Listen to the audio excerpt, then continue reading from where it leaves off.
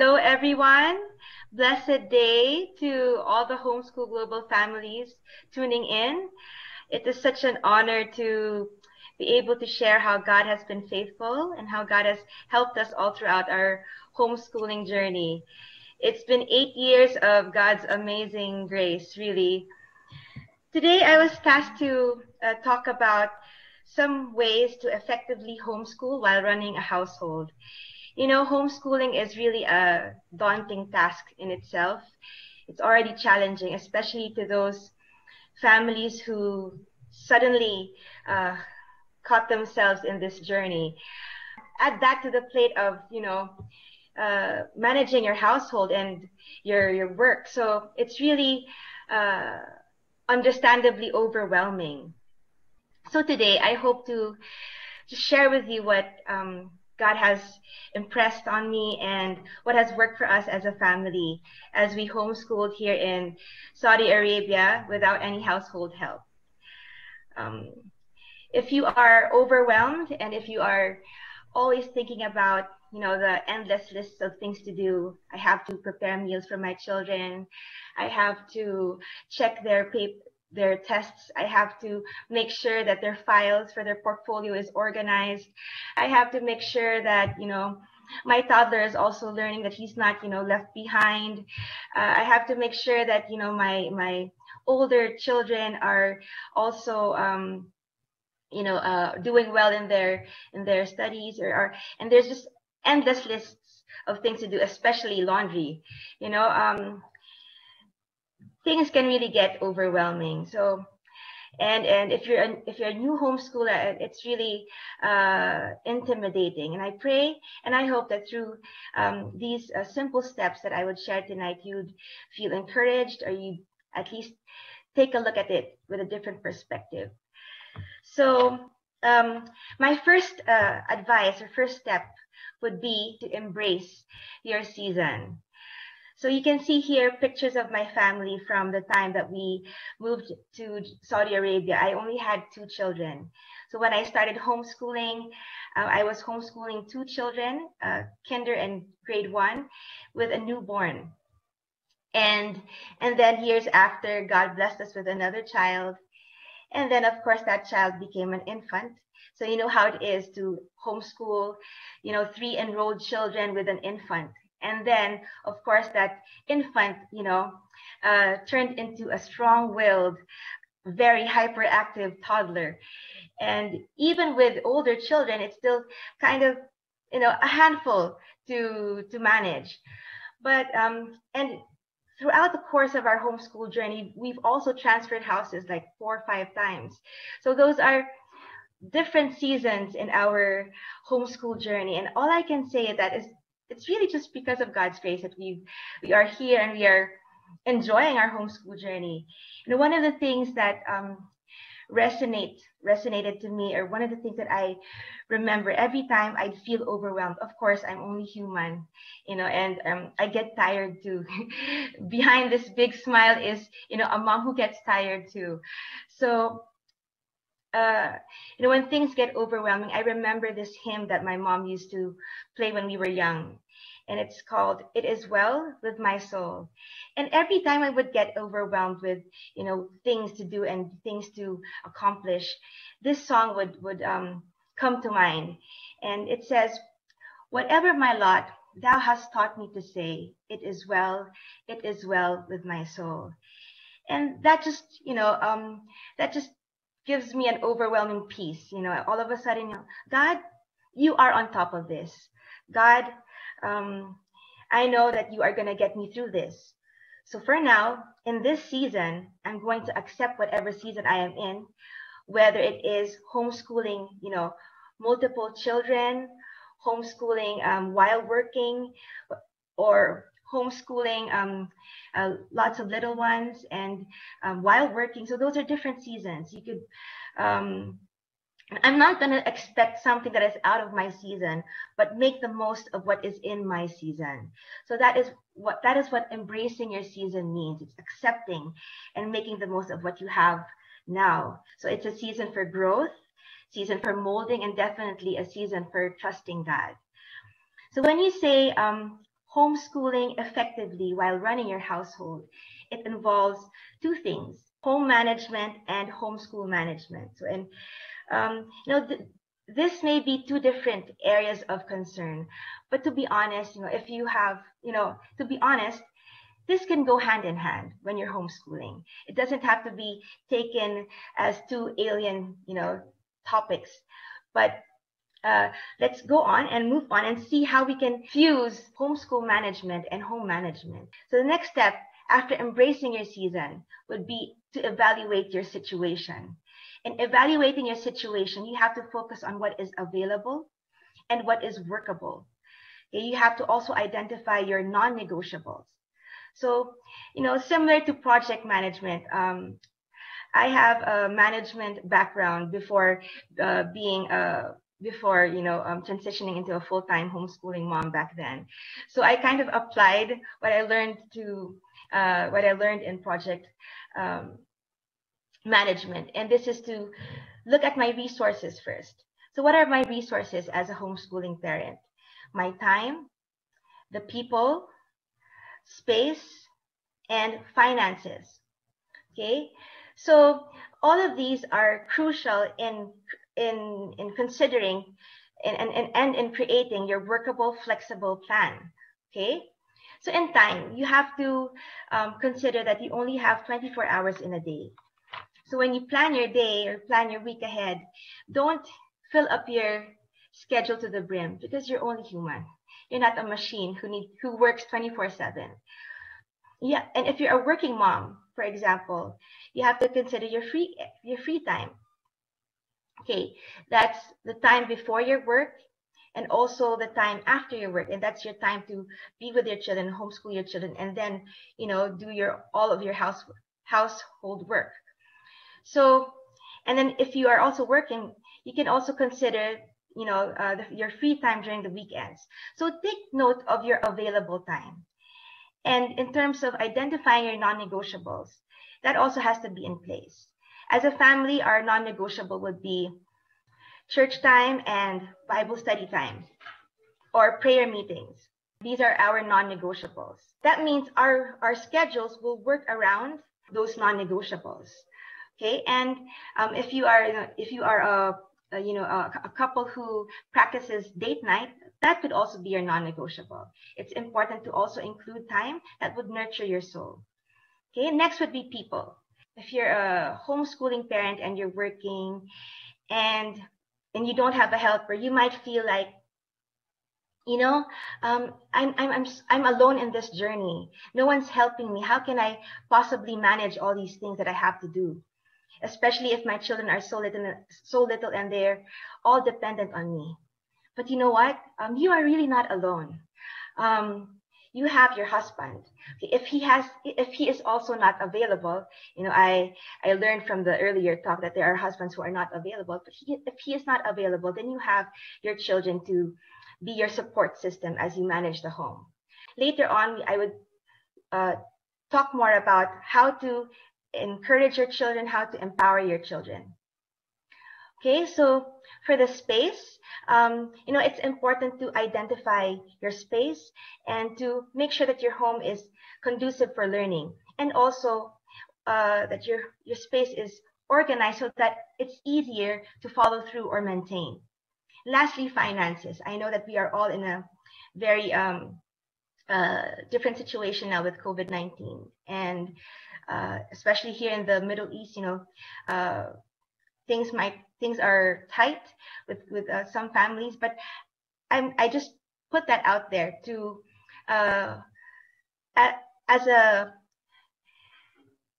a way to also consider that if you don't have a helper, then we might be able to consider saving up or investing on an appliance that would make life easier. Back in the day, many years ago, we would hang our clothes to dry, and that took a lot of work. But I have a son who's doing very well at it, and I never saw the need to get a dryer. But as our family grew, And one friend suggested you should get a dryer because it's really going to save you time.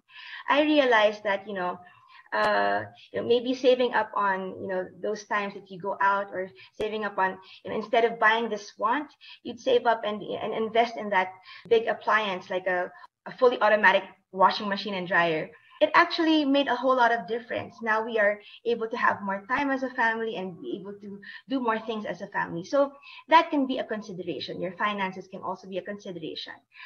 So moving on, okay, after you evaluate your situation, the first thing that you have to do is to, before creating your rigorous plan, is to first engage the heart.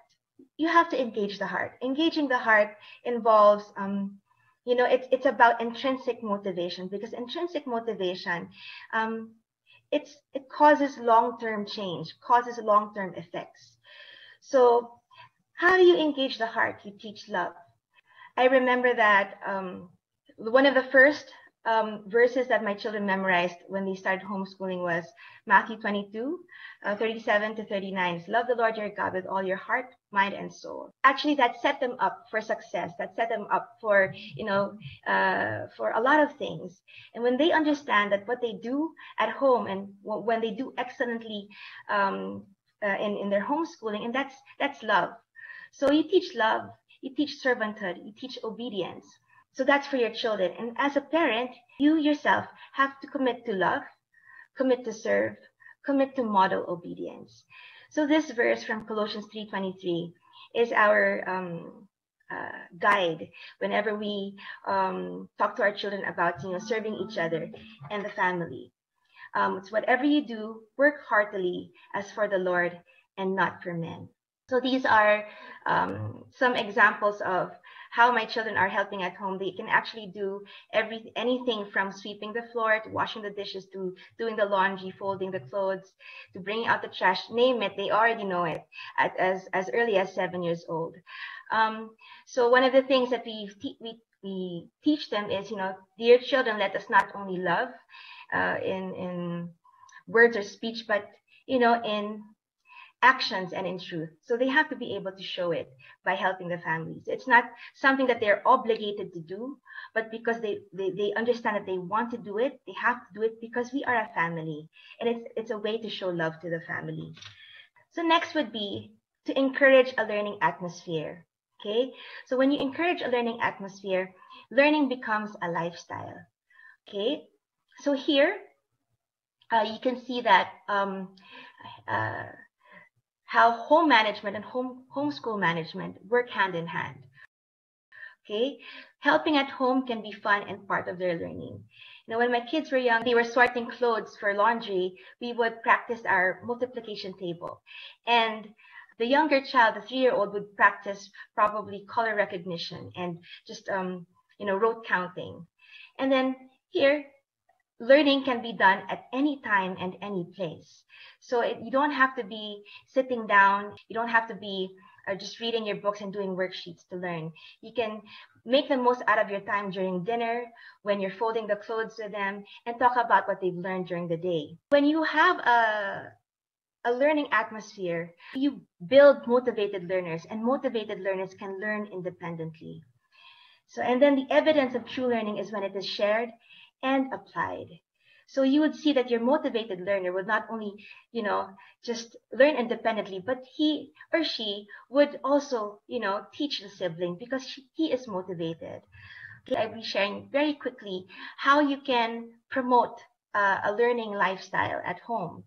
So here are multi-level activities. Multi-level activities, they save time. You hit many birds with one stone. And it's an opportunity for the younger ones to witness learning by doing. And, by the time that they're ready to actually be enrolled for school, you'll be surprised that, they're already independent. They can actually do a project on their own. And I remember when, my third child and fourth child, they would They would come to me and come up with something and say, "Mommy, look at my project," because they understand that learning is anywhere and at any time. So multi-level activities are, are one way to promote a learning atmosphere at home. So next would be life events. Learning does not have to stop when, life happens. During the course of two phases of caring for a newborn and 4 house transfers, our learning did not stop. Of course, we would allot a few hours in a day to go through their bookwork, and then half of the day would be spent doing life skills. Learning can go on with life. And here the kids can also witness how concepts are applied in real life. Like, for example, that was 2 house transfers ago, the kids saw science concepts such as force, energy, and work, and how simple machines are used. So we also rank on life events such as birthdays and use that to, like, when we do themed events, like for example, we have the Warrior of God event is my son's 7th birthday, and we chose a Japanese theme. So the kids, researched on Japan, and they made Japanese windows and shurikens, and this became part of their project, part of their, application of what they learned. So that's one thing. So another would be current events, to get them involved in current events. So as you can see there, these are weekend projects that you can do with your children. If you're working, you can do this on the weekend and make sure that they are aware of the current events in the Philippines and around the world. So here we have like a Bangon Batangas fundraising activity. Even if we were in Saudi Arabia, we tried to raise funds, and we sold cookies in the church, and we sent the money to the different organizations helping Batangas City at that time. And then the recent Typhoon Ulysses, we also sold, the children learned how to make tapa, and these are life skills that you can actually teach them on the weekend, and they can actually do on the weekday and do it for the family on the weekday. So involving them in current projects that address current events, it creates an awareness of the greater need for learning, and it inspires them to use what they've learned for a greater purpose. So this is another way that you can foster a learning atmosphere in your home. So next would be, after evaluating your situation and engaging the heart and encouraging a learning atmosphere, you now equip and empower your children. Okay, one of my best advice is, if you have young children, start them young, because wow, you will see the benefits, in the long run. But if your children are already old, you give them age appropriate tasks. So you can find lots of references on the internet. But I realized that when I looked at this reference that I got, some of the 12-year-old tasks are already being done by my 7-year-old, because, like I said, when you start them young, they become independent faster, and that's when things become easier for you to manage. The homeschool and household responsibilities become easier to manage. Okay, so if the tasks are too big, one thing you can do is to break down big tasks into simpler tasks that take 5 minutes. So, like, for example, when we do the laundry, we break it down to somebody has to sort the laundry according to the material of the cloth. Somebody has to bag them according to each group, and then somebody has to be the one loading the laundry in the washing machine. So that person would not be too exhausted doing that big task, because the task was divided into smaller steps. And I think that's one of the benefits of having a big family. So in the long run, we will reap the benefits of what we toil for today. It might take just a few, the first week might be an adjustment period, maybe the first month, but at the end of the year, if you're just consistent with equipping and empowering your children, you'll see a whole lot of difference, and homeschooling will be a lot easier. So equipping is just teaching the skill to your child, and empowering is when the child takes ownership of that task. and he is also able to share that learning with other kids, or with his younger sibling. So this is an example of my 7-year-old doing, everything that he can. In equipping and empowering your children, you can also teach independence, teach ownership and responsibility, and teach accountability. Teaching them independence is teaching them how to do things on their own. First, you have to model it, and of course, teach them ownership. I remember my 7-year-old, back when he was 3 years old, his task was to bring out the trash. Okay, so and then when we would ask him, what do you want to be when you grow up? And he would say, I want to be a garbage collector because that's what I do. That's my job at home. No, but it's a funny story, but you can see that he took ownership of that responsibility, even if it just meant, bringing out the trash outside the main door. And accountability is when, they're not only responsible for to do what they should do, but they also understand the consequences of not being able to do what they have to do. So my children, we have this shared Google Drive where all of them have their weekly plans. And the older children, that my high schoolers, they already once a week they make their weekly plan. And of course, I do the weekly plan for the second grader. And I would check their accomplishments or their targets occasionally during the day.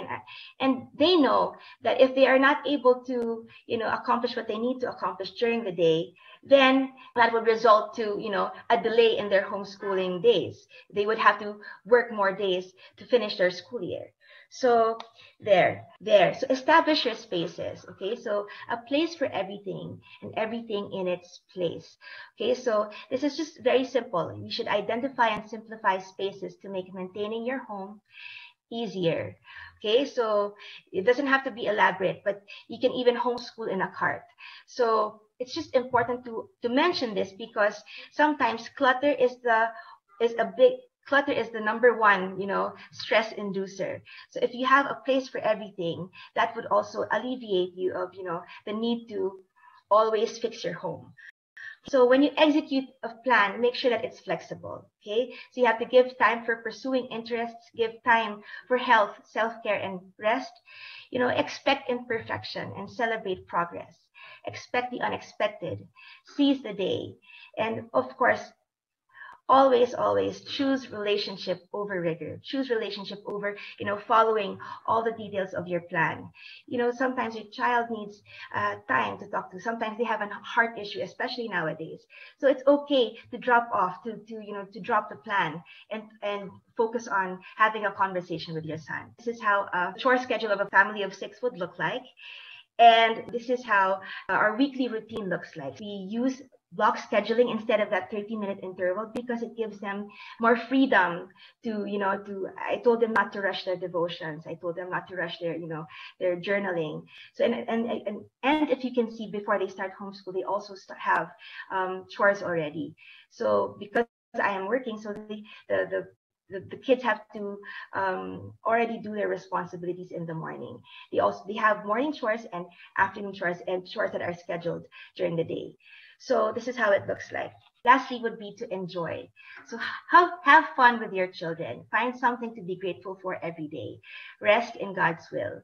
So the Bible tells us in 1 Thessalonians 5:16-18, rejoice always, pray continually, give thanks in all circumstances, for this is God's will for you in Christ Jesus.